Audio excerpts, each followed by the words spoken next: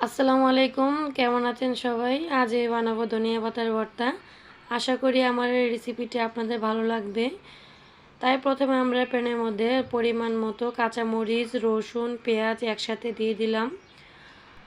আপনারা চাইলে আলাদা আলাদা ভাজতে পারেন, আমি একসাথেই দিয়ে দিলাম।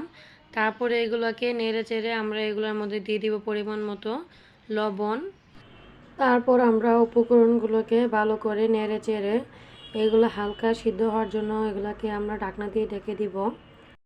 ঢাকনা খুলে এগুলো একটু ভাজা হওয়ার পর তার সাথে আমরা অ্যাড করে দিব ধনিয়া পাতাগুলা। এখন আমরা ধনিয়া পাতাগুলোকে নেড়ে চেড়ে ভেজে নিব। আমরা এখানে ধনিয়া পাতাগুলোকে বেশি ভাজবো না, ভাজলে ঘ্রাণটা ভালো আসে না। আমাদের ধনিয়া পাতাগুলো ভাজা হয়ে গিয়েছে, দেখুন আমি কিভাবে ভেজেছি এগুলা। এখন আমাদের ভর্তাটি রেডি করার পালা। আমরা সবগুলো উপকরণ একসাথে দিয়ে এখন আমরা ভর্তাগুলোকে বেটে নিব। এই ধনিয়া পাতার ভর্তাটা খুদে ভাত, গরম ভাত দিয়ে খেতে খুবই ভালো লাগে। আপনারা যাতে শিলপাটা নেই তারা চাইলে ব্লেন্ডারও করে নিতে পারেন। সবগুলো উপকরণ আমরা একসাথে মিলে আবারও একবার বেটে নিব। আমার এই ধনিয়া পাতার ভর্তা আপনাদের কেমন লেগেছে তা কমেন্টের মাধ্যমে জানাবেন। আমাদের ভর্তাগুলা রেডি হয়ে গিয়েছে।